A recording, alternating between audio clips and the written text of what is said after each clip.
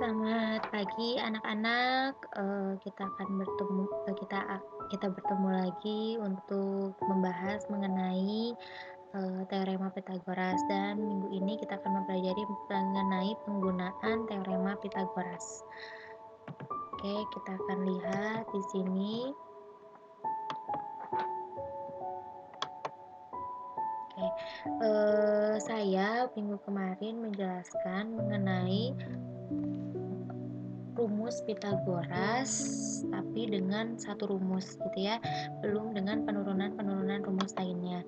Nah, minggu ini saya akan menuliskan rumus-rumus lainnya walaupun mungkin beberapa dari kalian sudah mengetahui rumus tersebut, tapi saya akan menjelaskannya kembali gitu ya. Sebentar, saya akan pilih warna dulu yang cocok, kuning aja mungkin ya. Nah, kalau saya ingatkan kembali, kalau rumus Pythagoras itu berlaku pada segitiga apa? Sebentar, segitiga siku-siku. Oke. Nah, kalau saya gambarkan segitiga siku-sikunya, saya hapus dulu, ini kurang rapi. Ini anggap saja ini rapi ya. Ini adalah segitiga. Kita anggap ini adalah segitiga siku-siku, di mana siku-sikunya adalah di sini. Kita beri nama, misalkan ini adalah titik A, kemudian di sini adalah titik B, dan kemudian di sini adalah titik C.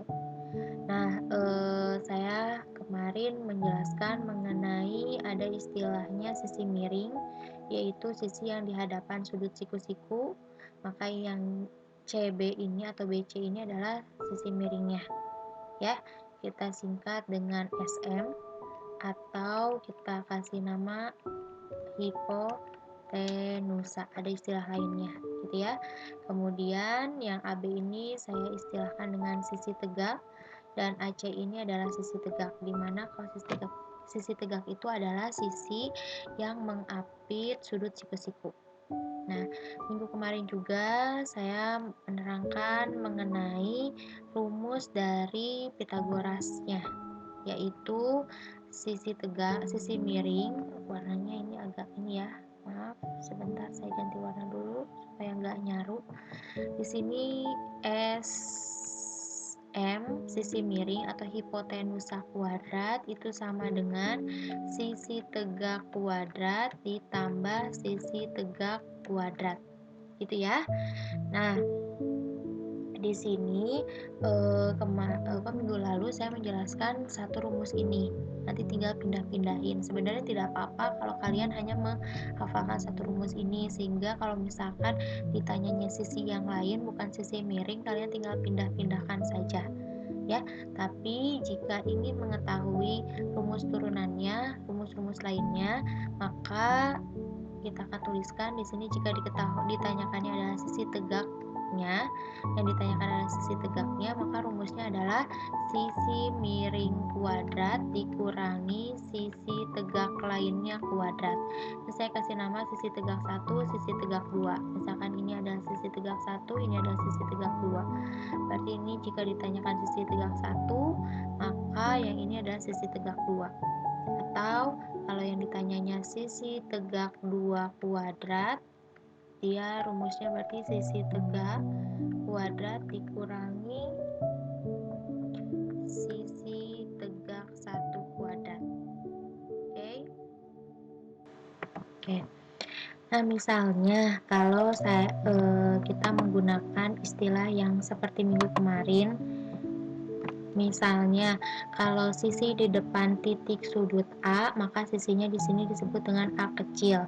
Kemudian sisi di hadapan titik sudut C, maka sisi yang ini disebut dengan C kecil.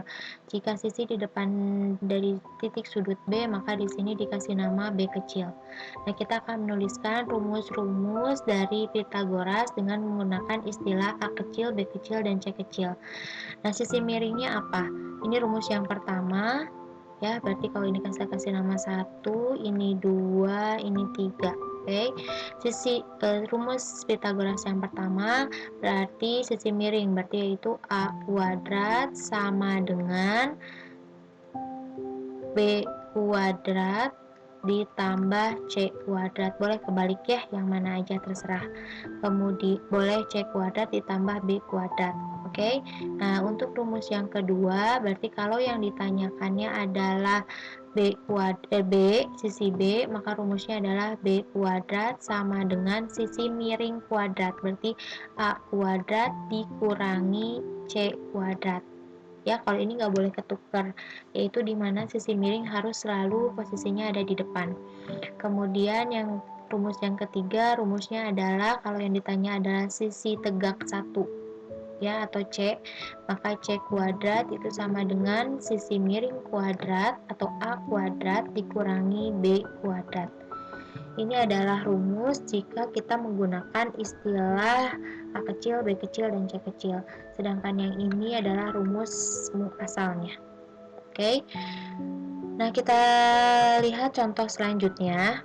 Nah, ini kita mulai ke contoh aplikasi, tidak langsung seperti minggu kemarin ya. Nah, kita lihat di sini.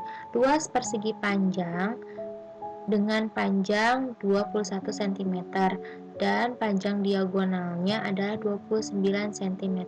Yang ditanya adalah luas persegi. Nah, luas persegi panjang. Kita ketahui luas persegi panjang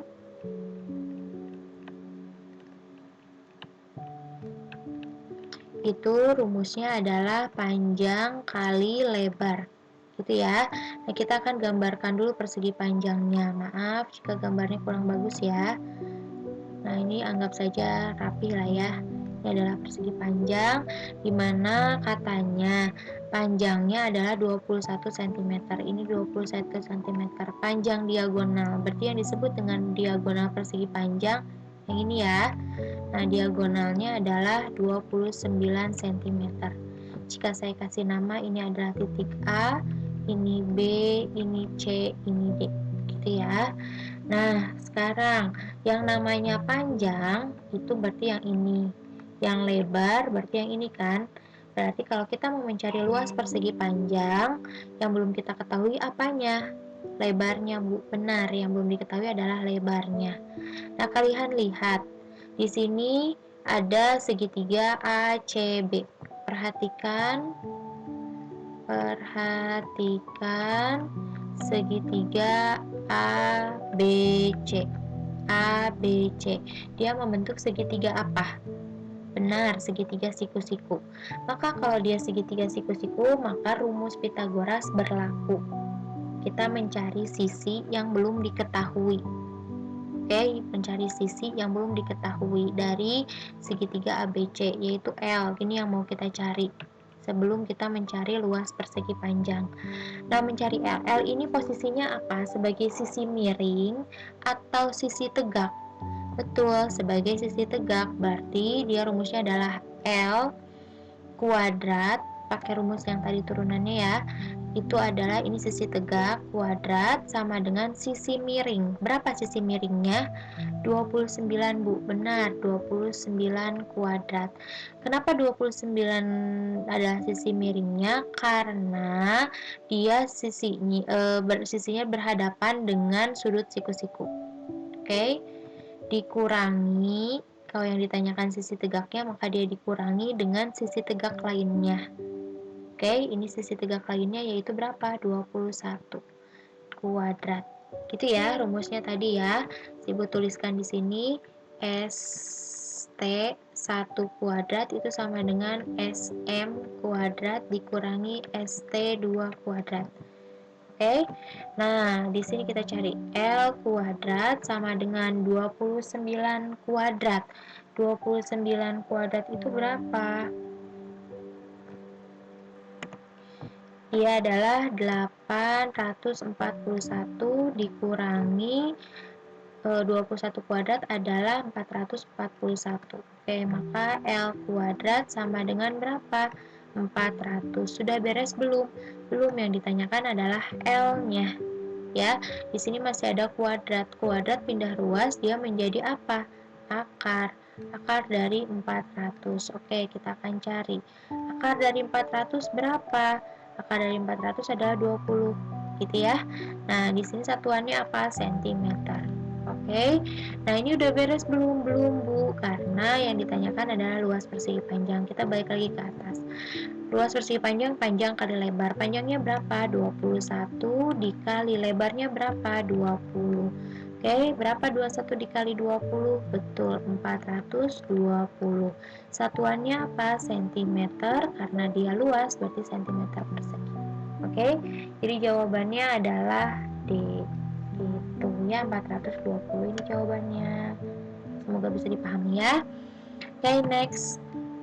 Nah, perhatikan gambar di bawah ini. Nah, di sini yang ditanya adalah tentukan P sama Q. Nah, di sini ada dua segitiga siku-siku yang harus kita perhatikan. Ya, kalian boleh mencari P dulu atau Q dulu terserah. Kalau mau mencari P, jika kita ingin mencari P, maka yang harus kalian perhatikan adalah segitiga A, B, C. Segitiga siku-siku A, B, C. Oke, lihat di sana P. P-nya posisinya sebagai apa? Sebagai sisi apa? Sisi tegak Bu, benar, sebagai sisi tegak. Berarti kita mau mencari P, P kuadrat sama dengan sisi miring kuadrat. Sisi miring dari segitiga ABC yang mana? Di hadapan sudut 90 derajat sisi miringnya, yaitu berapa? 15 Bu. Berarti 15 kuadrat dikurangi sisi tegak lainnya berapa? 9 Bu. Berarti di sini 9 kuadrat. Maka P kuadrat sama dengan 15 kuadrat berapa? 225 dikurangi 9 kuadrat berapa? 81. Oke, kita hitung 225 dikurangi 81, yaitu P kuadratnya sama dengan 144. Oke, sudah selesai belum? Belum Bu, karena kita harus mencari P-nya. Ini P kuadrat, kuadratnya pindah ruas menjadi akar 144. Maka P-nya berapa? Akar dari 144 berapa? 12. 12 apa satuannya? Sentimeter. Oke, ini P-nya sudah ketemu. Ini bagian yang pertama. Sekarang kita akan cari bagian yang kedua. Bagian yang kedua, karena yang ditanyakannya Q juga, P tambah Q, berarti kita cari Q-nya. Kalau mau mencari Q, maka yang harus kalian perhatikan adalah segitiga mana. Q posisinya ada di mana? Oh, posisinya ada di BD. Berarti kalian segitiga BCD yang harus kalian perhatikan. Oke. Nah, kalian lihat Q. Q posisinya ada di mana? Lihat, kalau sisi miringnya itu di hadapan sudut siku-siku. Berarti sisi miringnya yang ini yang 25 ya. Ini adalah SM-nya, sisi miring atau hipotenusanya. Oke. Nah, berarti Q ini dia posisinya sebagai sisi tegak. Berarti Q kuadrat sama dengan sisi miring kuadrat. Berapa sisi miringnya? 25 kuadrat dikurangi sisi tegak kuadrat. Berarti sisi tegak yang lainnya adalah 15. Yang ini ya. Berarti yang ini, yang ini, yang ini yang diperhatikan. Oke, kita hitung Q kuadrat sama dengan 25 kuadrat berapa? 625 dikurangi 15 kuadrat berapa? 225.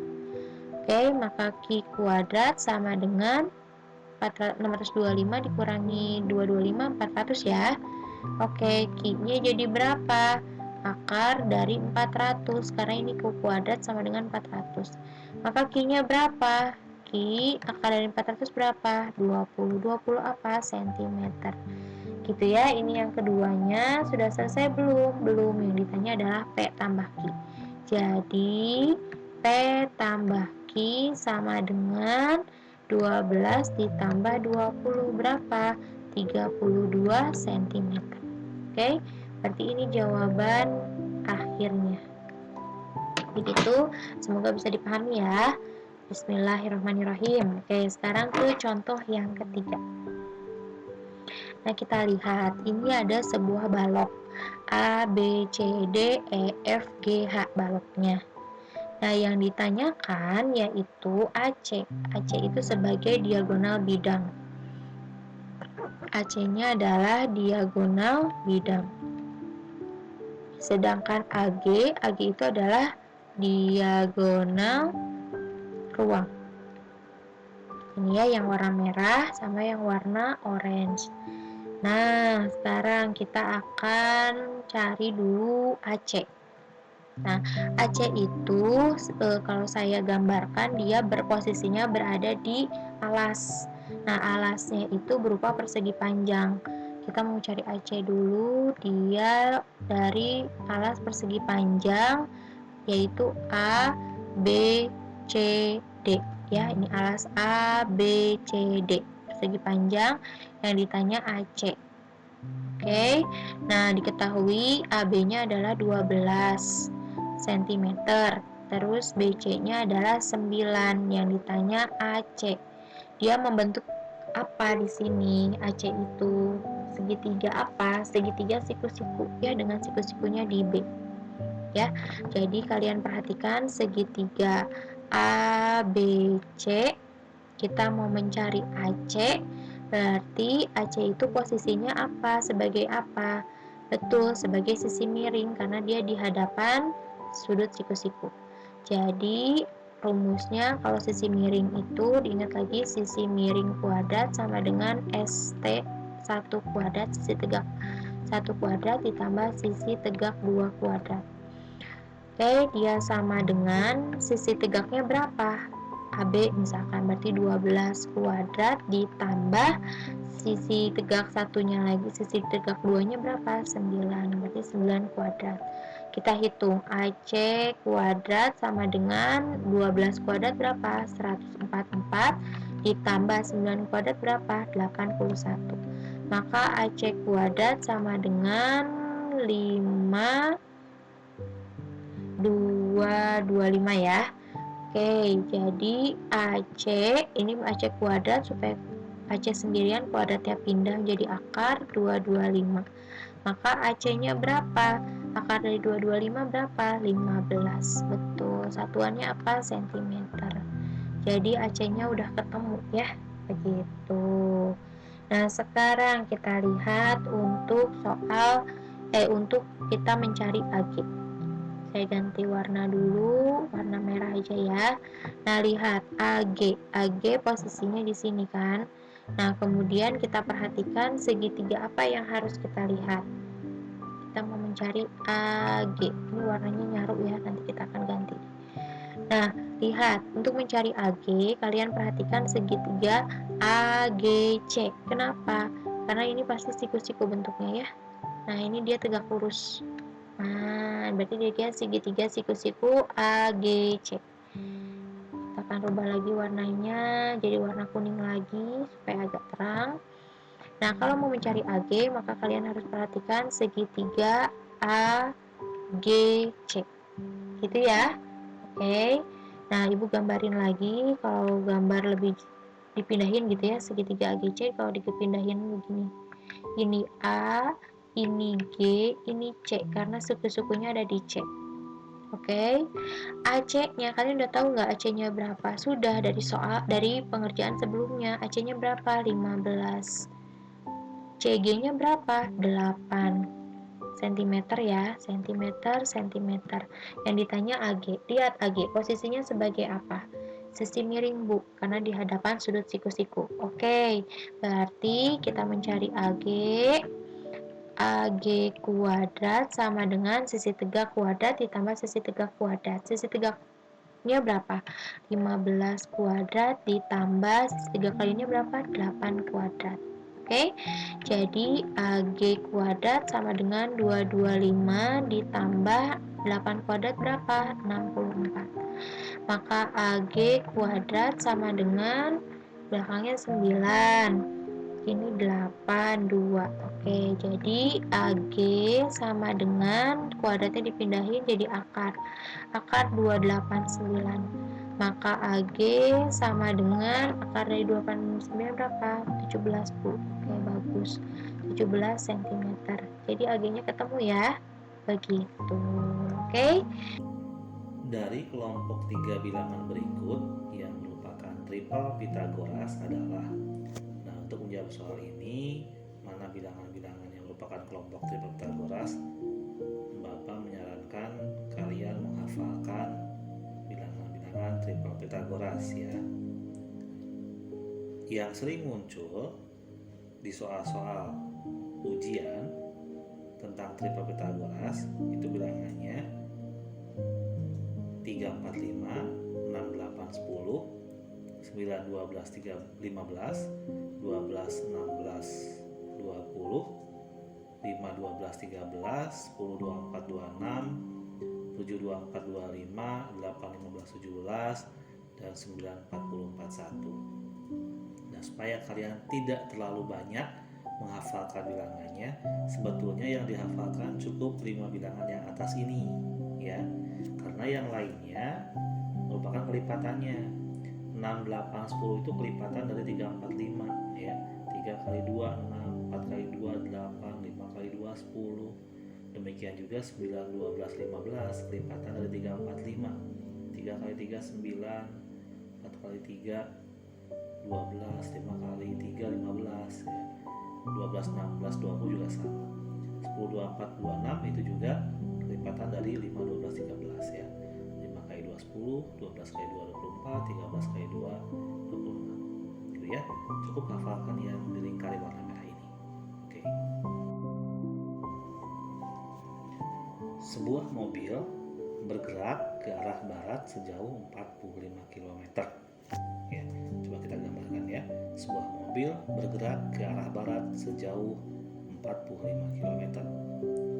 Kemudian berbelok ke arah utara sejauh 20 km. Dan berbelok lagi ke arah timur sejauh 30 km.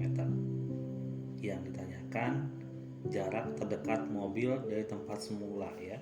Di sini tempat semulanya mobilnya terakhir di sini. Nah, untuk mencari jarak terdekat berarti yang digambarkan oleh garis warna kuning ini. Nah, ini berapa kilometer, ya? Yang kita cari. Yang kalian perhatikan sekarang adalah segitiga yang kecil ini, ya. Coba kita pisahkan segitiga yang kecilnya, ya, yang dibatasi oleh garis putus-putus, garis warna kuning, yang bawah ini, ya.